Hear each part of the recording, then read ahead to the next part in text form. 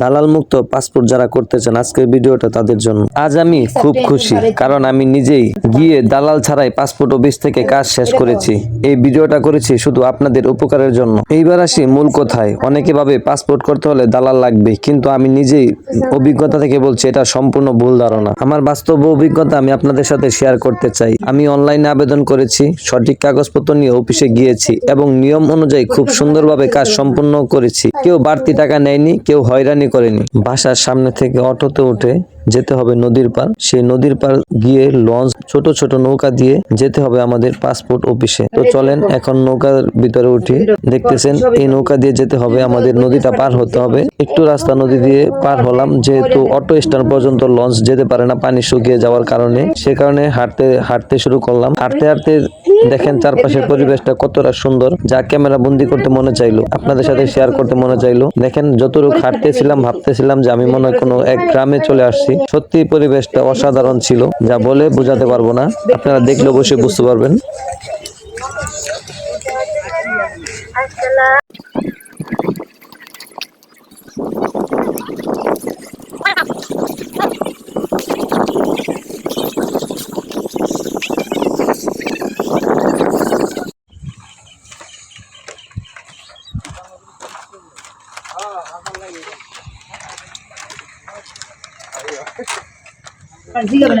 গ্রামের মেঠো পথ দিয়ে হাঁটতে হাঁটতে আমি কিন্তু অলরেডি বাসের সাঁকোর উপরে চলে আসলাম। দেখতে পারতেছেন আমি কিন্তু অলরেডি বাসের সাঁকোতে পাড়া দিয়ে দিছি। দেখছেন আমি কিন্তু মনে হচ্ছে যে সেই কোন গ্রামে চলে আসছি। সত্যি বলতে এটা কিন্তু ঢাকা শহরের ভিতরে একটি গ্রামের দৃশ্য, যা সত্যি মনোমুগ্ধকর। জীবনে মনে হলো বহু জীবন পর বাসের সাঁকো পার হলাম। সত্যি বলতে যখন বাসের সাঁকোটি পার হচ্ছিলাম তখন একটা অন্যরকম অনুভূতি হচ্ছিল, যা বলে বোঝানো সম্ভব না। আপনারা যখন এই পরিস্থিতি পড়বেন তখন বুঝতে পারবেন আমার মনের অবস্থাটা কি ছিল। অনেক ভালো লাগতেছিল, যা প্রকাশ করার মতো না। অনেকদিন পরে বাসের সাঁকোতে পা রাখলাম, যদিও হাঁটতে অনেকটা কষ্ট হয়েছে, কিন্তু বাসের সাঁকোটা ওঠার পর অনেক ভালো লাগছে।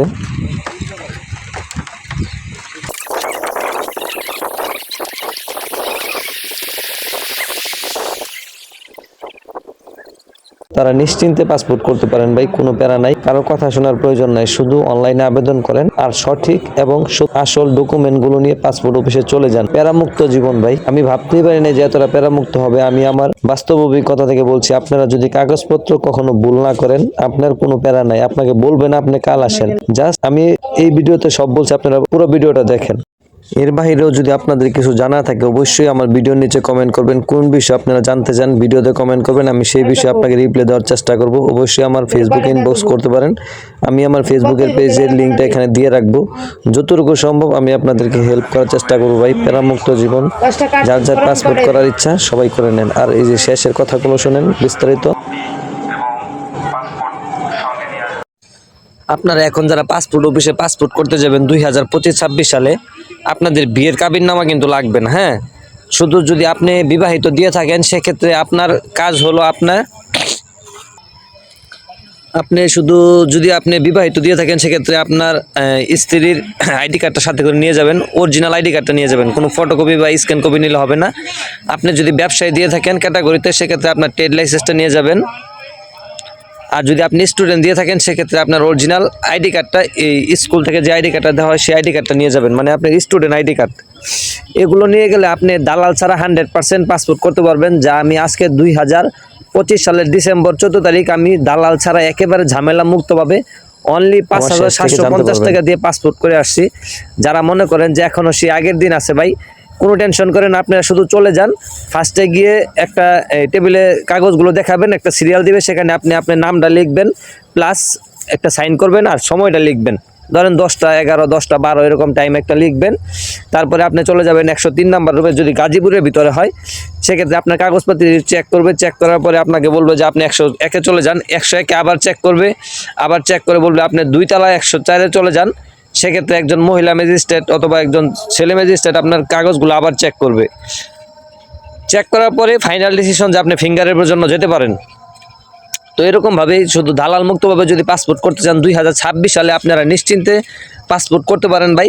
আমি একজন সাধারণ মানুষ, আমি যেভাবে পাসপোর্টটা করছি আমি নিজে অনলাইনে আবেদন করছি একটা ভিডিও দেখে, তারপরে আমি নিজে নিজে অনলাইনে আবেদন করার পর সেই কাগজগুলো নিয়ে আমি যখন ইউটিউবে ভিডিও আপলোড করি যে কী কাগজ নিয়ে যেতে হবে, পরে আমি অনেক কিছু ভাই অনেক টেনশনের ভিতরে ছিলাম। আমার বিয়ের কাবিননামা নিয়ে যেতে বলছিল, মানে ইউটিউবে ভিডিওতে বলা হয়, মানে আগেকালা যে ভিডিওটা আপনার লাস্ট আপডেটগুলো দেখবেন আগের ভিডিওতে কাবিননামা নিয়ে যেতে হয়। তো আমার কাবিননামা লাগে নাই, আমার মামা শ্বশুর একটা করছে তারও কাবিননামা লাগে নাই, আমারও লাগে নাই। আমি ভয়ভীতির ভিতরে ছিলাম, গতকাল রাতেও আমি ভয়ভীতির ভিতরে ছিলাম যে আমার হয়তো কাবিননামা নিয়ে যেতে হবে। তো আজকে আল্লাহ ভরসা চলে গেছি কাবিননামা ছাড়াই। কাবিননামা উঠাইতে আমার কাছে আরও 1000 টাকা 2000 টাকা চাইছিল যে আপনি কাবিননামা করে দেবো 2000 টাকা দিবেন। সেক্ষেত্রে আমার অনেকখানি হ্যাসেল হইতো, অনেক টাকা নষ্ট হইতো। আমি অনলি 5750 টাকা দিয়ে সরকারিভাবে দালাল মুক্তভাবে গাজীপুর পাসপোর্ট অফিস, আঞ্চলিক পাসপোর্ট অফিস থেকে নির্ভেজালভাবে পাসপোর্ট করছি ভাই। আপনারা নিশ্চিন্তে পাসপোর্ট অফিসে পাসপোর্ট করতে পারেন, জাস্ট আপনার অরিজিনাল কাগজপত্র থাকলেই হবে। আর আপনারা একটা জিনিস মনে রাখবেন, আমার আগে পিছনে অনেকেই ছিল, একজন কি করছিল আইডি কার্ড স্মার্ট কার্ড তার দিছে, কিন্তু সেই স্মার্ট কার্ডটা নেয় নাই, ফটোকপি স্ক্যান কপিটা নিয়ে গেছিলো, তারে ব্যাক করে দিছে, অনেক সময় সারে এই জায়গা নষ্ট হয়েছে। আরেকজন কি করছে, তার স্থায়ী ঠিকানা টাঙ্গাইল, সে গাজীপুর আঞ্চলিক অফিস থেকে পাসপোর্ট করতে চাইছিল, তাকেও ব্যাক করে দিছে। তো এই জিনিসগুলো আপনাদের যেই আইডি কার্ডে যে স্থানীয় ঠিকানাটা আছে ওই আঞ্চলিক অফিস থেকে আপনারা পাসপোর্টটা করার চেষ্টা করবেন। যেহেতু এখন মাগরিব আজান দিতেছে, আমি ভিডিওটা শর্ট করতেছি, আমি বাকি ভিডিওতে অনেক কিছু বলবো, আপনারা ধৈর্য সহকারে ভিডিওটা দেখার অনুরোধ রইল।